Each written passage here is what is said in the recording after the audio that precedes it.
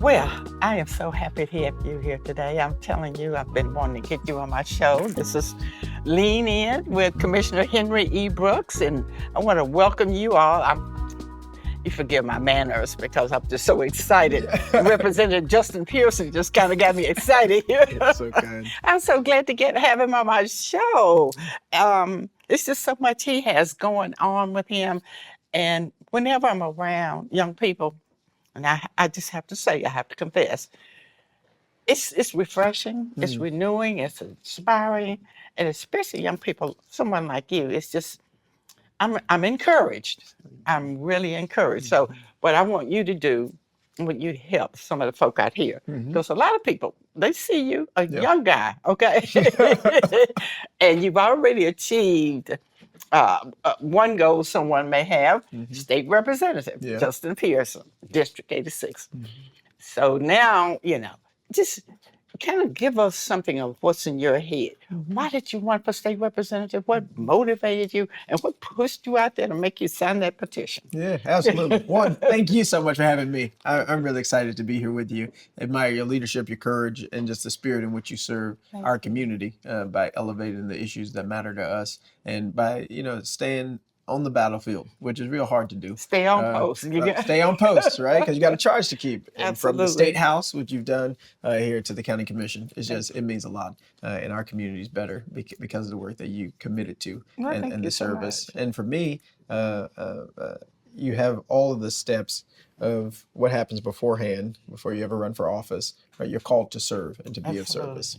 Be of service. 5 years ago, when we were fighting the Byhalia Connection pipeline, protecting hundreds of people's I land, remember the that. water. Yeah. It was we built this amazing coalition of people all across the city, all across the county, even in Mississippi, to help us in that fight and in that struggle. And one of the amazing elected officials who was with us was Dr. Barbara Ward Cooper, state representative Absolutely. for District 86. Well, actually, I'm not sure if you know this or not, but when I served in the Tennessee House of Representatives during my last years, Representative Cooper was my suite mate. I did not know that. Yes, he was. In fact, I was vice chair of government operations. Yeah. She was secretary, and we were in the suite together. And so we had some really, really wonderful evenings talking about legislation, what have you. But I just want you to know that. I did not know Loved her. that. Yeah, that's great. That's amazing history there. And she was an extraordinary person. And yes. so, she'd be texting me at 1 o'clock in the morning, 2 o'clock. Hey, what are we doing about this environmental justice problem? Hey, what's going on with the resolution? What are we going to do at the state level? What are we going to do at the federal level? And so I was keeping her abreast of that as we were in that fight. And after 9 months, we won. In part, thanks to the county commission not selling land, the community really organizing and galvanizing, and then with her advocacy. And one thing about former Representative Cooper, she was a former teacher. Like me, we love teaching. But she was an advocate. And I think that's a natural extension of being a teacher. Yeah. You just advocate. And so I think that's where I saw you, of course, advocating regarding some of the environmental issues out that way. And I say out that way, but it was out that way at the time. That's where the attention was. That's right. And so, but we have environmental issues all over. That's exactly Okay. right. So I'm trying to help people to understand, particularly in my district, District 7, where we have a number of chemical plants, some closed and some undergoing mediation and what have you. Help us to understand, how does the community get the attention about the environmental concerns in the community, the environmental issues, health problems? How do they get the attention of those who make policy? Yeah, I think the main thing that we learned was we knocked on doors, we made phone calls, we reached out to people. You can't not do the legwork in order to make sure your issue is known. Right. When we started the fight against the pipeline or against sterilization services or with XAI, there were all these people who were supportive of the projects, who wanted it to happen, and they did not want to listen to the community. And many of our elected officials who represented us were on the side of the company, not the community. And so to folks who are around vesicle, around these chemical chemical plants, we're dealing with the Defense Depot, Right. we have to build community power. And that community power has to show up in our organizations, but also politically. Yes. Because the reality is you got to have elected officials who understand and who care that the cancer risk in Southwest Memphis is 4.1 times the national average, who are worried that in the entire county we have an F in air quality. These are real facts. That's American Lung Association. It's not something we're making up. These are the things that we have to teach the community, share with the community, and then spread that out. Okay. But you can't forego knocking on your neighbor's door and say, hey, do you smell that pollution? Right, Do you want to do something about it? And Right. then 5 of y'all, 10 of y'all reaching out to your county commission, reaching out to your city councilor makes a big difference. Because too few times, and you know this as an elected official, people will complain to you one-on-one, but they're not oftentimes coming together and making their voices heard. And that seems to me, at one time when I was knocking on doors, letting people know that you have a choice. Okay, right. you don't necessarily have to go this way. There's a choice. So tell me, what is your toughest, the toughest issue you face in your current time? Yeah, I think the biggest challenge right now is going up against corporations and the Chamber of Commerce, who has a vision for our city. Yeah. And it is not oftentimes inclusive of the people in the city. Okay. And so I think what we are working on right now when it comes to air pollution, when it comes to water pollution, and actually creating job opportunities and economic opportunities and investments that actually move our city forward is where, it's contention, because there are people who have been in power for a long time who have one way that they think things need to go, which oftentimes doesn't include the voices of the people in the communities that are being impacted. Most times, because it's just not heard of. People, corporations, and the Chamber of Commerce, I'm familiar with them, and their method of operation. It's very different. Very different than community organizing, saying, hey, what do you want? Instead of being told, this is what you need. And people are not accepting the old way anymore. Right. No. It's not just roll over and let us do what we want to do for your community. That's right. But what I find, most people, though, kind of not want to get involved. And I know that's the tough part, trying to explain to people a big, complicated environmental issue and get them out the door and activate it at the same time. How do you do it? Yeah, that's tough work. But I remind people, my first march had 5 people, right? Okay. 2 of them, one was me and one was my brother. So it was really 3 people. And, ultimately, after we got expelled, then we had thousands. Yeah. But you start with your few people, Yeah. right? It rarely, if ever, is going to start with thousands and thousands of people, supporting, signing petitions, reaching out, coming to hearings. That's where we are 5 years later. Yeah. But when we got started in this work, it was just 3 folks. Right. And in that 5 years, I've been elected to serve in the state legislature. We have other folks who are in some positions of power. We've been able to educate and inform elected officials about the concerns in our community from an economic perspective, from an environmental perspective. It's like you have to build power over time. And so for anybody who's worried about it, it's like you got to just jump in. And I appreciate the advocacy that you built, and I think it's again, it's refreshing because you got a young person who's leading the charge, and you brought a bunch of young people with you. That's I right. appreciate that. And so when we see that, hopefully it will attract more young people. That's right. And then you'll have more young people who think like you, who learn from you that it takes knocking on doors.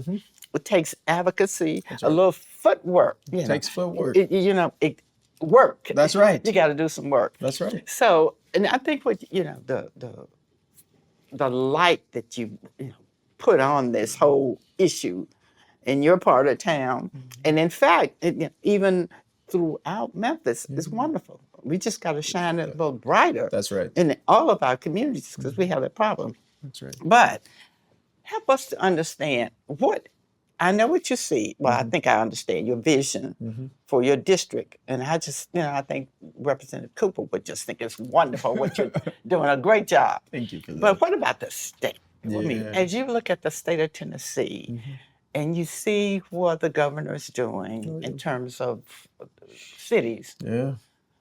how does that, what do you see and how does that impact Well, what is your vision for the state? I mean, look, we got to be honest that we have been living under a trifecta of Republican rule. And I tell folks all the time, we were the lab rats for this autocracy before it made its way to Washington, D.C. Thank you. Like we've seen what it's like for elected officials to get expelled, lawlessness, the rule of law being ignored for political preference of the person who's the governor, right? Like we know what happens when this happens. We see the privatization of education, the attempts to destroy wetlands on behalf of corporations, the silencing of dissent and voices. And so when I look at what Tennessee's going up against, we have a status quo that is doing what these folks in power have wanted for it to do, which is to oppress people and not pay attention to the dearth of issues that we're up against. In this state, gun violence is the #1 killer of children.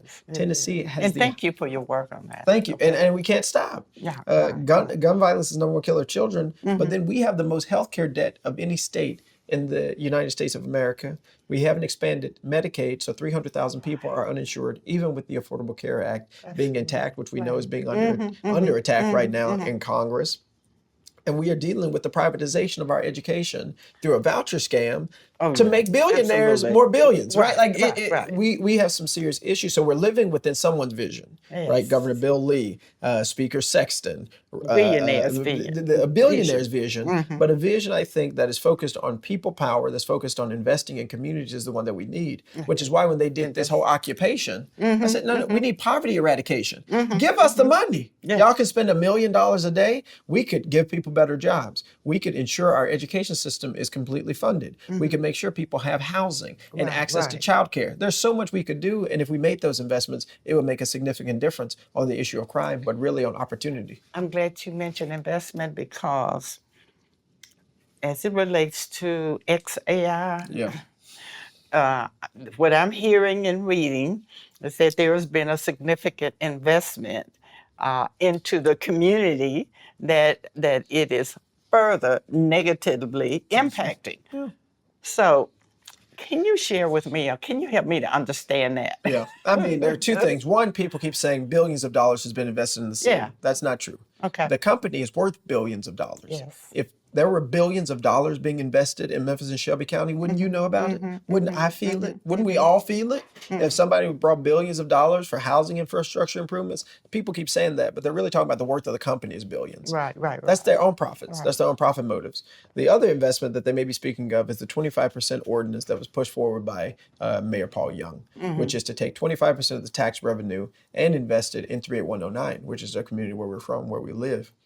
We are waiting to see when the Community Advisory Board is going to be developed and the processes for which that money is going to be given to community projects and to nonprofits and organizations. And that hasn't happened yet. That has not yet happened. Has it been on the agenda? So it is passed. The ordinance passed, the amendment passed for the Community Advisory Board, but we have not seen that fully get developed yet. And so some of the advocacy that I know is going to happen in the next year with the Environmental Justice Coalition is to say, how do we make sure this 25% goes to the projects and to the work that people need, particularly to medical bills that people are having? And we have a lot of seniors that we serve whose houses need to be repaired to help reduce their energy burden, because we have some of the highest energy burden in the entire country right here in Memphis and Shelby County.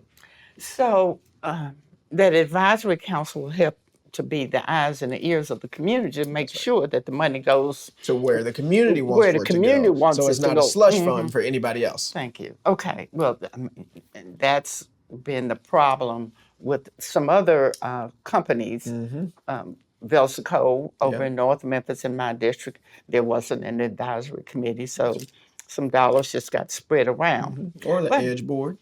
Oh, yes, absolutely. Took the Defense Depot money that was intended for the Alcee Ball community and now have turned it into some conglomerate of commerce and growth without the community ever getting any of the money. Left the people who have died a lot from illnesses and sicknesses that they're supposed to get resources for. But the community, again, not included. We're not going to let that happen. Well, and good, because I don't know how you can square that community investment, financial investment into the infrastructure of a community with the health of the community when people have been having health issues and health problems long before AI came along. And I'm just going to have to call them out because I'm not ready to draw that square yet. That's right. You know? That's right. I think it's a lot more work that needs to be done.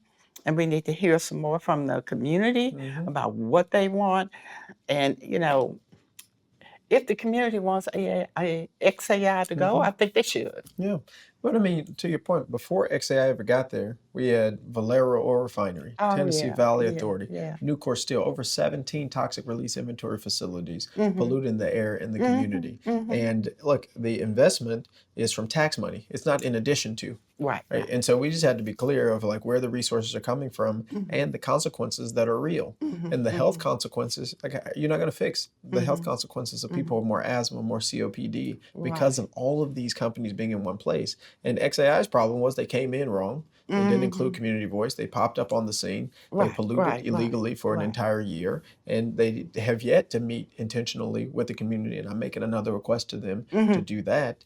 And they came in addition to so many other toxic release inventory facilities that are already in the neighborhood. And so if it's so important and if people think it's so economically viable and necessary, I'll concede that point. Okay. Now just put it in East Memphis. There you go. Put it downtown. Put it in Midtown. Right? Why does one community get all of the burden? All of the problems. Well, if it's so necessary, why aren't we sharing that burden and putting it next to Ted Townsend's house and these other folks? You know what? It shows, it's very revealing that when you have these major polluters, where do they come?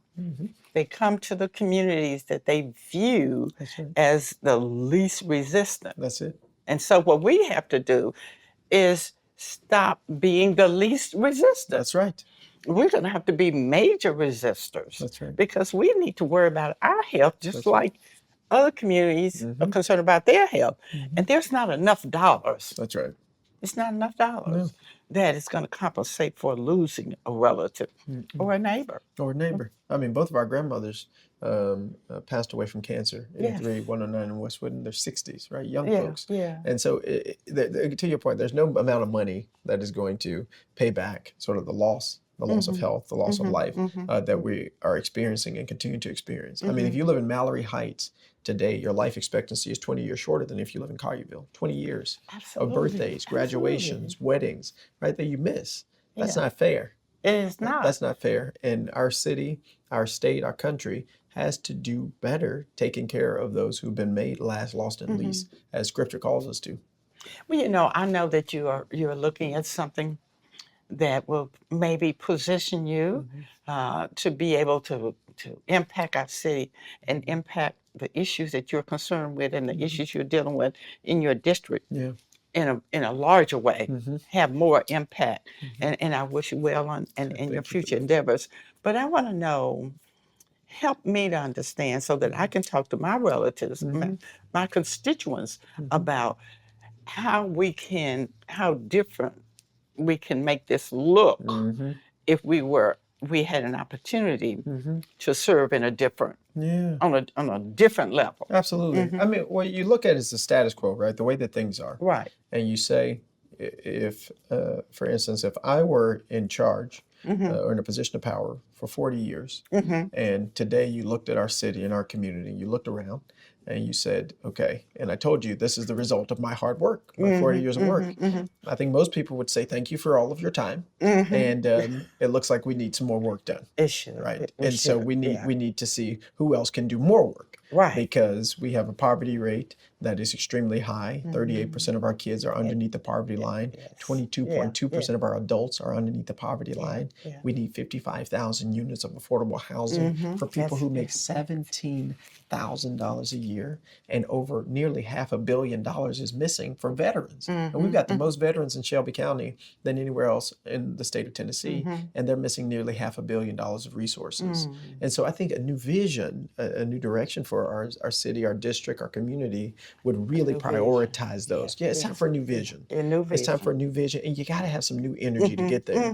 And I appreciate all your praise earlier, but you really do need the wisdom of elders and young people's energy, right? Like you got to have both working together, working in tandem to create the future that we need. But you have to have a willingness for new energy, a willingness for a new vision, and not seeing that as a threat. But rather seeing that as the opportunity to be the place that we know we can be.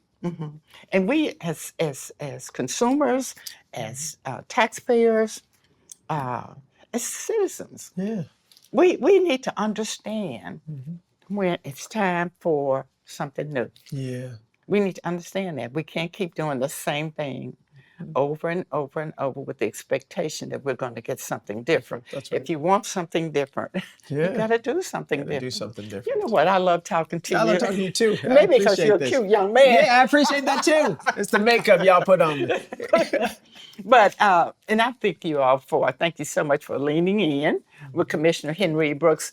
And I could talk to this young man just forever. Appreciate you. He has you've done a lot of advocating, good work, and I've seen more young people step up to the plate. Yeah. And that does my heart good because it's time It's now. time. It's time. That's right. So, what do you have on the horizon? Tell us as we get out of here, Yeah. so we can follow Absolutely. behind you. Yeah, keep following, keep supporting, keep being with me. Go to votejustinj.com, go to our Facebook, Justin J. Pearson, all social media at Justin J. Pearson to stay in touch and get our newsletter. Okay. But our work is going to continue as we travel around the district, meeting with people, learning about that vision, but also organizing. And our nonprofit Memphis Community Against Pollution is memphiscap.org. We're going to be hosting some meetings exactly about what we talked about. What's our vision? What do we want? So that we can go to leaders and say, these are the things. Now, what are you doing to help make our vision, our reality more possible? Well, when you come to District 7, I want to know because I want to make sure we'll co-host. We're working together. Yes, so absolutely. My vision, can just be in sync with yours and we'd be on the same page. Listen, thank y'all so much for watching. We appreciate you leaning in with Commissioner Henri E. Brooks and my special guest, State Representative Justin Pearson. Thank you so much.